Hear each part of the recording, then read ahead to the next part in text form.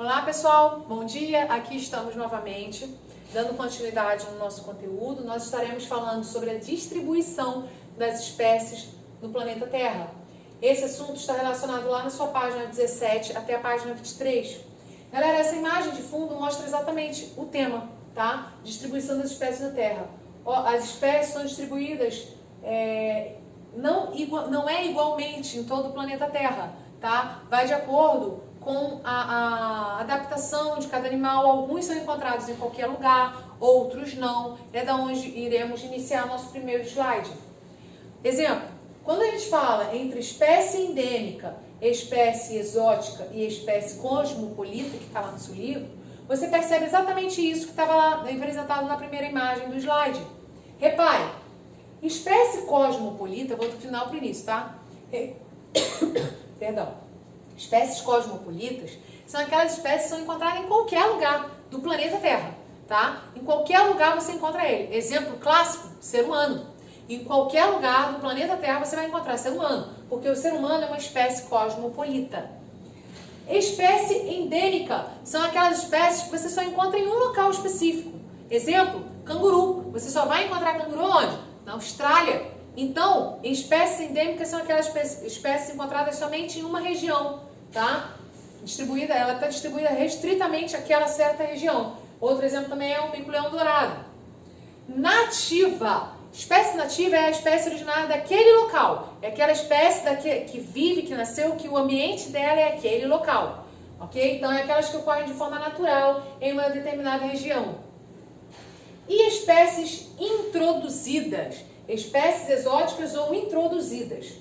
Elas são espécies que, por motivo acidental ou intencional, estão deslocadas da sua região original. Galera, existe um conceito, né, que consideram esse daqui a mesma coisa que isso. Né? Exótica ou introduzidas seria sinônimo de invasoras. Sim, podemos considerar que sim. Tá?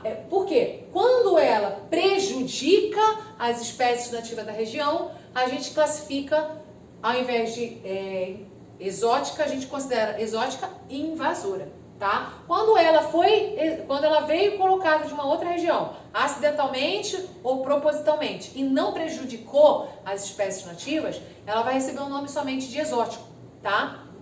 Então, invasoras é aquelas que penetram, se adaptam ao ambiente e ainda roubam os alimentos das nativas, matam as nativas, enfim, impactam as espécies nativas de alguma forma. Nesse caso, vai ser chamado espécies invasoras, tá? Bem, de acordo com o seu livro didático, você vai acompanhar a partir daí, da qual está lá biogeografia. Bio, vida, né? Geografia é a distribuição dessas vidas, ou seja, a distribuição dessas espécies no planeta Terra, tá? Então, a biogeografia, ela aborda a distribuição das espécies variadas, né? Todo tipo de vida no planeta Terra.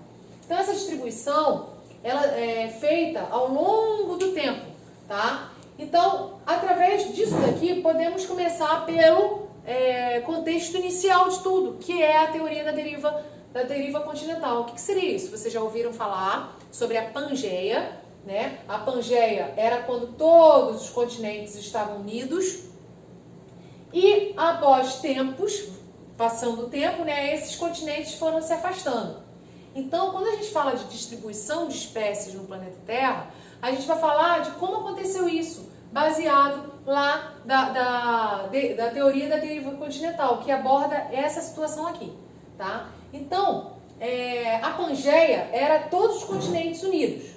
Na época da Pangeia, a Pangeia seria todos os continentes, Europa, África, Oceania, continente americano, todos eles unidos, e também, assim como um continente único, tinha um oceano único também, tá? Que era chamado de Pantalassa, ok? Então, Pangeia e o oceano era Pantalassa. Isso em média de 280 anos, 280 milhões de anos.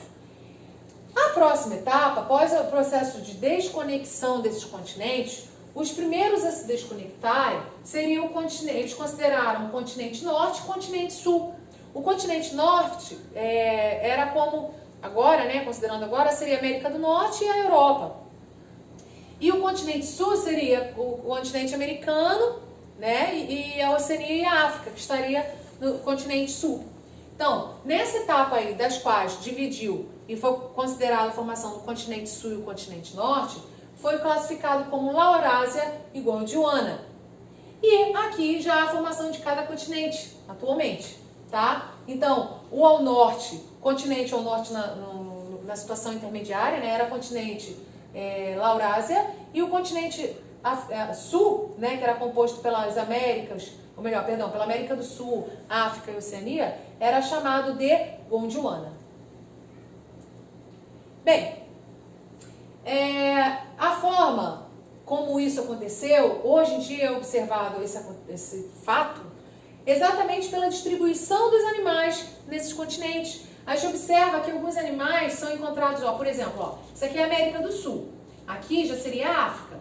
Animais que foram encontrados aqui, que no caso é o mesossauro, que foram encontrados nessa região da África, também foi encontrado na América do Sul, nessa região. Então, além de ter sido encontrados os mesmos animais nas duas regiões, o solo, a característica do solo é o mesmo. Vocês vão ver nos próximos slides que o solo tem as mesmas composições, o mesmo tipo de relevo. Então, subentende-se que era conectado. E se vocês olharem o mapa, o globo terrestre, vocês vão ver que o formato é como se fosse um quebra-cabeça, certinho, tá? Então, evidências, né, de seres vivos já extintos, como é os casos aqui citados, como fósseis de plantas e animais, foram encontrados tanto na África, Brasil, Austrália, Índia e Antártica, entre outros locais, sugerindo então que esses continentes estavam próximos. Outro indício da união dos continentes foram os fósseis de dinossauros encontrados apenas na África, que é o caso aqui, e na América do Sul. Essa imagem representa muito bem essa desconexão dos dois continentes. Agora, professora, isso está relacionado com a placa tectônica? Lógico. Essa desconexão dos continentes está relacionada com o movimento das placas tectônicas. Então, a teoria da deriva genética é diretamente relacionada a isso, tá? Então, foi compreendido pelo entendimento de que a crosta terrestre não é contínua. Ela é formada por blocos denominados placas tectônicas, que se estendem dos continentes até a base dos oceanos e estão em constante movimentação, apoiados sobre o magma que se encontra no manto terrestre abaixo da crosta. Gente, eu vou resumir isso daqui com um exemplo muito simples. Imagina que você vai colocar numa chaleira, numa panela, em geral. Você vai colocar uma água para ferver. Quando ela começar a alcançar o ponto de ebulição, você vai ver que ela vai começar a borbulhar, né? Bom, por que ela borbulha? Por que ela fica naquele movimento? Esse movimento que a água faz é o que a gente chama de movimento convectivo ou corrente de convecção. É a temperatura mais quente subindo. A água que está mais quente sobe e a água que está mais fria desce. E aí fica esse ciclo. Esse exemplo que eu dei é como se fosse o magma. O magma que está abaixo da crosta terrestre. Vocês sabem que o magma está no estado líquido. E esse movimento de convecção acontece com o magma. Agora, imagine que nessa água fervendo eu coloque vários blocos de isopor. Esse isopor vai ficar paradinho? Lógico que não, ele vai ficar pulando. É exatamente o que acontece com a crosta terrestre, em cima do magma que está se movimentando. Só que existem regiões que são mais propícias de acontecer isso, tá? Vocês veem nessa imagem aqui, o planisfério demonstra aqui as placas tectônicas, que aqui é uma placa tectônica, chamada placa sul-americana. Aqui é outra placa, que é a placa de Nazca. Aqui é outra placa, que é a placa eurasiana. Onde vai ocorrer maior intensidade desse movimento? Na conexão entre uma placa e outra, ou seja, nessa linha vermelha aqui, ok? Então, se acontece no continente, você percebe o abalo sísmico, né? O terremoto.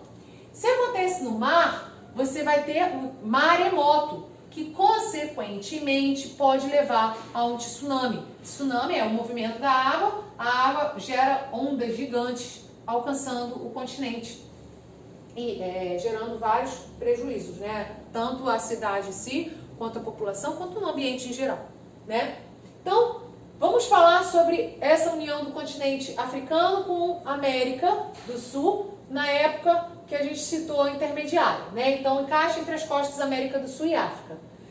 Qual é a evidência observada para isso? Primeiro, o formato das costas sul-americana e africana, ela tem um formato direitinho, como se fosse um quebra-cabeça.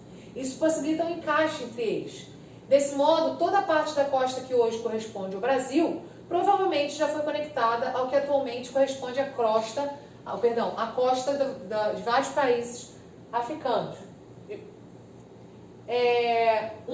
Uma das evidências observadas relacionadas ao relevo, né, a geografia do local, vocês percebem aqui, isso aqui é na América do Sul, né, lá em Rio Grande do Sul, fica em Torres. Esse daqui já fica em Namíbia, na África.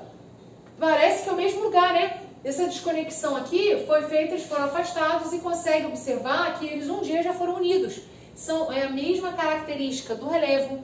Animais fósseis foram encontrados os mesmos animais nas duas regiões, vegetais fósseis. Então isso confirma e comprova a teoria da deriva genética, da deriva continental.